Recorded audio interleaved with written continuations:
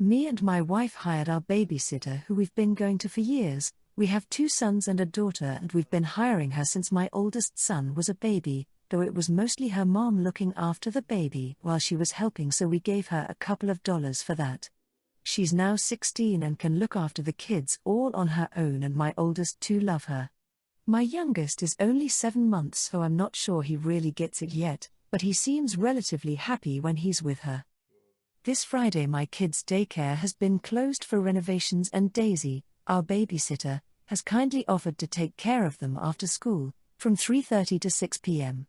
I get home from work at 6 and my wife gets home at 6:30. However, I got home early from work at 5:30. When I got home I found my wife yelling at Daisy while Daisy was just sobbing and apologizing. I asked my wife what was going on, and all she did was just start yelling that Daisy had cost us a bunch of money. My first thought was that she'd broken something, but my wife wasn't telling me what it was. She told Daisy she wouldn't be paying her for her time and to get the duck out of our house and never come back or she'd call the police. Daisy then ran out crying, and I left my wife to calm down while I comforted my kids. They were all crying in a different room while my wife yelled at Daisy. When everything had calmed down, I got the full story from my wife. So here's what happened. My mother had been looking after the kids until 3:30 while we were at work. This was Daisy's first time looking after my youngest son, though we knew we could trust her with the babies since she looked after my daughter alone when she was a baby. Something important that you should know is that my youngest son has breath-holding episodes, which occur when he gets frustrated or is in pain, and he will just hold his breath. To stop them, you just have to blow on the baby or they will just snap out of it on their own. They're completely normal and relatively safe in babies. However, the episodes can sometimes cause passing out and blueness, and it's normal, and he usually wakes up within a few seconds. To cut a long story short, my mom forgot to tell Daisy what to do if that happens, and when my son passed out, Daisy panicked and called 911, and then my wife. My wife is now angry that Daisy called 911 for nothing and has now wasted our money on an ambulance ride. Me and my wife are now arguing because I think Daisy did the right thing but my wife doesn't. Yesterday we got into a heated argument. We both said some hurtful stuff, and she is now staying with her mother for a few days while she thinks over my priorities in the relationship. Comment 1. OMG, your wife is completely out of line. I was a licensed childcare provider and a developmental specialist with degrees in education, 25 years experience, and a mother. Myself and I would have called the EMTs right away. As a parent, the last thing I want is a 16-year-old, non-medical professional to decide if my blue-faced child is going to be okay or not. Did the babysitter even know about the problem before she agreed to care? You really did the babysitter wrong, emo. She's gonna be hesitant to babysit for anyone, I'll bet. Comment 2. Your wife just verbally abused and stole from a 16-year-old child. I have a very hard time believing that you haven't seen this side of your wife before. You're NTA, but your wife is a major one, and I would strongly rethink my relationship with her if I were you, especially that kind of behavior in front of the children. And let me just say that you all are very lucky that wasn't my daughter that she was yelling at and abusing. Comment 3. NTA, but I will point out that it was not Grandma's responsibility to tell Daisy about those episodes. It is your and your wife's responsibility to share your children's medical info with her. You could have asked Grandma to remind her, but it should not have been up to her to be the original source of that key information. Your wife was way out of line. Pay Daisy extra. Apologize. Listen to your wife and decide whether you can tolerate what she is saying and what she did. She is telling you what she values. She is telling you her sense of responsibility. She is telling you how she will handle your own children's mistakes as they get older.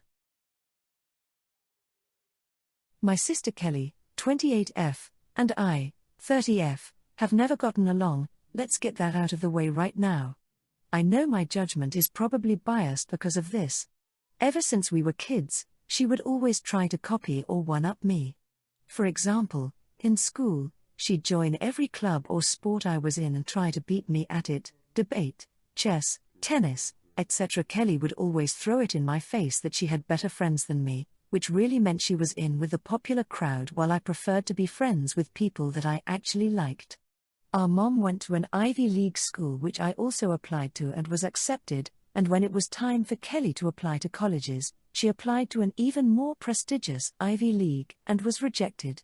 She threw a big fit about not getting in when she was a much better student than me. Anyway, Kelly and I were both pregnant at the same time. I was pregnant first, and once my partner and I found out the gender, we decided to use a name that I've loved since I was little, Josephine. Kelly knows that this is my dream baby name, and I thought that she'd have enough respect to consider this one name as off limits, but no. 2 weeks later, she and her boyfriend announced that they were pregnant with baby Josie. I called her up to ask if she was really going to name her baby the same name as mine, and she smugly said that I was free to change my baby's name because she hadn't been born yet, never mind that she was less far along than I was. My partner and I stuck to our guns because we honestly didn't think she'd go through with it and welcomed our baby Josephine into the world 6 months ago. We announced the birth on social media, and to my horror, the very next week, Kelly posted a picture of some custom blankets she'd ordered with the name Josie on them, for her, Little Jojo, which is a nickname my partner and I used for our Josephine in our post. I called her again to basically tell her to change her plans for her baby's name because my Josephine had already been born and her name is on the birth certificate. I told Kelly bluntly that I was calling her bluff, and she told me that she wasn't bluffing, and that I was free to change my baby's name or else there would be 2 Jojos in the family. I called her a huge narcissist and told her that she wasn't welcome in my baby Jojo's life if she went through with stealing my Jojo's name. 2 weeks after my birth, Kelly gave birth to her baby Josie. I didn't contact her at all, not to offer support or to tell her off for stealing my baby's name. I figured that she was in recovery and that I shouldn't stress her out immediately after giving birth. Last week, Kelly called me up because she wanted to come over and meet my baby now that she's 6 months old. I asked if she'd changed her baby's name, and she confusedly said no. I reminded Kelly of what I'd told her back before our babies had been born, and she called me an unreasonable witch. Now the whole family is up in arms against me for not letting my sister meet her niece. Comment 1. NTA. This seems like the last straw for your relationship. Why would you let that crazy woman around your daughter? She is just trying to set up the sibling competition 2.0. Tell your family Kelly won't meet your daughter and they won't see her either unless they stand down. The time for them to be up in arms was when Kelly came up with her crazy plan, and that time is past. Seriously, how could your parents not call her out on this? How could her boyfriend not? Comment 2. It's better to go North Carolina with such people who constantly make everything a competition. I find it difficult tolerating a colleague who does that. Sister doing the copying and turning everything we love into a competition sounds insufferable. NTA. Normally I would say it's not worth it to lose a sister over a name. But here it seems like your sister has issues. Better not have her around your child. Kids deserve a normal life and not some competition. Comment 3. NTA. Not even for a moment. Even my father, who has 11 siblings who are not too close, had his sister approach them when they wanted to use my name for their child. My parents didn't care, but if they had, my aunt would have chosen a different name. It's common decency, which your sister doesn't have. Your kid doesn't need an aunt like that in her life. I, 23F, was asked to sit for a date night while the parents went to a wedding yesterday. I was supposed to have a baby boy, 13 weeks old, and his sister, 2 years old, from 5 to 11 p.m. This is not my first time watching either child. Our evening went as smoothly as it could with a toddler and baby. I got them to bed by 7:30 and started putting the house back together. At 10:15 p.m., I got a text from the parents asking if I could stay until 12 p.m., and I told them that's fine and to have fun. 12:15 rolls around, and I haven't heard from the parents. I sent a text asking if they're close and didn't get a response. I can be pretty anxious, so my mind started thinking they got into an accident or something bad happened. I didn't hear from them after 5 minutes and then decided to call, but got no answer. 1 a.m. rolls around, and the baby has already woken up to feed again, and I'm just overly anxious at this point. It's 1 a.m., and I have no one to call to calm me down. I would never assume that a late parent is just a late parent at 1 a.m., so I am just on our city's Twitter page, where they'll let you know road conditions and accidents, seeing if something happened within the last hour and a half, but nothing. 2 a.m. rolls around, and I kid you not, I have called around 15 times and received no answer from either parent. I wanted to call the police at that point, but also didn't want the kids woken up and taken out of the house at 2 a.m. I was hoping that the parents would walk in, and although I'd be angry, at least they're fine, but again, that didn't happen. At 5 a.m., I decided to call the police and report the parents missing, and I told them I couldn't keep them after having them all night. The police showed up at 5:22 a.m. and took a statement from me. I was asked for the parents' numbers, and the police asked if I could stay with the kids until they could figure out what exactly they're going to do. At this point, the neighbors are outside, and the woman directly next door told me she could stay with them, but I didn't know their relationship to her, so I told her I'd wait with the kids for a bit. At fucking 5:48 a.m., they roll up and are greeted by the police. The mom ran into the house, thinking something had happened to the kids, and sighed when she saw they were there. Our phones died, and we didn't know how to get home from the venue, is what she said to me, and I was fuming. I called them irresponsible and the shittiest parents I've ever worked for. I demanded she pay me on the spot, and I left. I got a super long message about how this is my job and I'm a huge asshole for disrespecting them and calling the police. She felt like I could have left them with the neighbors or called the emergency contacts, not the police. Comment 1. NTA. They neglected their children. This is 2024, there's innumerable ways to charge a phone, buy a burner, call a cab, etc., etc. Abandoning your children in the care of some random, no offense lol, and then disappearing for hours is crazy behavior. They were likely zoinked out of their minds. What did they do? Walk home for 6 hours? Comment 2. NTA gas stations sell chargers for exactly this reason. And if this happened to me, if I were the parent in this situation, I would have called you from a stranger's phone to let you know if be a little late and call an Uber or something. These parents were wrong and irresponsible on so many levels. Comment 3. NTA. Their behavior is irresponsible. They originally agreed to be home by a certain time.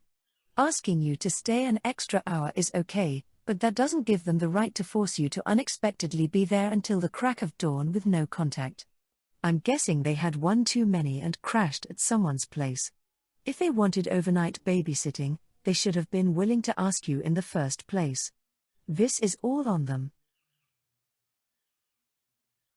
I'm 37M. I live with my wife, Jen, 37F, and our 2 kids, 13F and 7F. Last weekend, my wife went out for the day with our oldest daughter, who for this story I will call Emily, while I stayed home with our youngest. 3 hours after they left, I got a call from Emily. She was very upset on the phone and was crying. She explained that they went to a clothing store together, they split up to look at different sections, and now Jen is nowhere to be found and her phone is going to the voicemail. She had asked an employee to make an speaker announcement and no one has come forward, and Jen had been gone for around an hour. I told Emily not to panic and I come straight down. When I got there, Jen was still gone, and I couldn't see her car in the parking area. We searched for Jen in the stores that are next door in case she went in one of them, and I also tried to call her. Around 40 minutes later, Jen calls me and says she is on her way back to the clothing store. I asked where she had been, and she says she drove to another nearby store that she wanted to go to. I asked why she didn't bring Emily or at least tell her that she was leaving, and she said because she did not expect to take a long time or for Emily to even notice that she was gone. Emily has been distraught and avoiding Jen. She is still very upset. When we got home, Jen and I had an argument as I said that she was irresponsible for going away and leaving Emily in the store without telling her. Jen says I just want to treat Emily like a baby and that she is old enough to be able to be on her own in a store. I asked Jen why she did not answer her phone and she says she accidentally put it on Do Not Disturb. Jen is angry that I called her irresponsible and says that what she did is nowhere close to being an irresponsible parent. I know I can be overprotective of my kids, but we do live in a high-crime area and it makes me very angry that Emily was left feeling scared. Comment 1. NTA. I might spend too much time here, but it feels like your wife didn't say anything to your daughter because she wanted to make sure your daughter didn't ask to tag along. I'm immediately suspicious of what your wife was actually doing. I can't imagine being with anyone at a store, leaving and driving to another store and not telling them. Let alone a freaking child. Forget for a second whether or not she should have left the kid at the store along. How the bleep do you not text them and say, "Hey, I'm going to X store, I'll be back in a bit." Unless you don't want to risk them saying, "Oh, I'll come with you." Comment 2. This is exactly where my mind went to. Why is your phone on Do Not Disturb when you're out of the house with one of your kids? Emergencies happen and people need to be able to reach you. I 28F have been with my husband 28M for 9 years, married for 2 this summer. We have a daughter who is 7 years. We rarely even fight, and if we do it has been more major and serious things, but this, what to me was a small issue, is now turning into the biggest argument we have ever had. So the problem is that me and our daughter loves spicy food. I always have, and ever since I felt comfortable with her trying it, she has loved it too. Sure, we couldn't compete in a spice eating contest, and even though our tolerance is high, it is not extreme. But my husband, he hates it. He is one of those people who thinks spice is unnecessary and only likes to use salt and pepper. This is not a problem. Sometimes I make a batch that suits his taste, another one for me and our daughter. Sometimes me and our daughter will just eat how it is to his liking, as too little spices is easier to handle than too much as it would be for him. Now this Saturday he was away with friends to go pick up some car parts. It was a 12-hour drive in total, and they left at about 9. I went ahead and ordered from an Indian place that our daughter has as her favorite. My husband also likes this place and just orders something mild when we eat from there. Since my husband was not home, I did not order him anything as I thought that they would have eaten on the road. When he got home, he greeted us, then immediately went to the fridge and saw some boxes left of food. When he opened them, he obviously noticed he could not eat any of them. Now we argued just for about 5 minutes of this. The consensus of the argument was him saying that I should have either thought about him and ordered him something, or I should have asked him if he had eaten or wanted anything. I argued that I would have probably done so if it was just for a few hours he was away, but he was away for over 12 hours and came home about 4 hours after we usually eat, so I assumed he had eaten. Now he has barely talked. He cooked his dinner for himself because, in his words, "I can't be bothered." He texted me from the living room when I was cooking for me and our daughter that he hoped I was happy to have my food my way now. He is extremely weird about this. He has never ever acted this way about something like this, and I am getting even more confused by it all. Comment 1. NTA. It was reasonable to think he would have eaten already, especially with it being 4 hours past dinner time. He also could have called on the way back and said something about not having eaten yet. Had he done that, you likely would have made sure something was available. There is nothing wrong to treating yourself and your daughter to a favorite food while he is away. Comment 2. Also, I have a hard time believing they didn't have one scrap of food in their house he could eat. Eat some mac and cheese or a frozen pizza or some pasta with cheese. Expecting this mind reading, then giving the silent treatment, and this passive-aggressive nonsense needs to be shut down hard and fast right now. Comment 3. NTA. Since it sounds like you weren't expecting him home for dinner. And he wasn't home for dinner. He came home 4 hours later, expecting you to anticipate his needs. You aren't a mind reader. It sounds like he was hangry and taking it out on you. That's not an excuse for his attitude, just a possible explanation.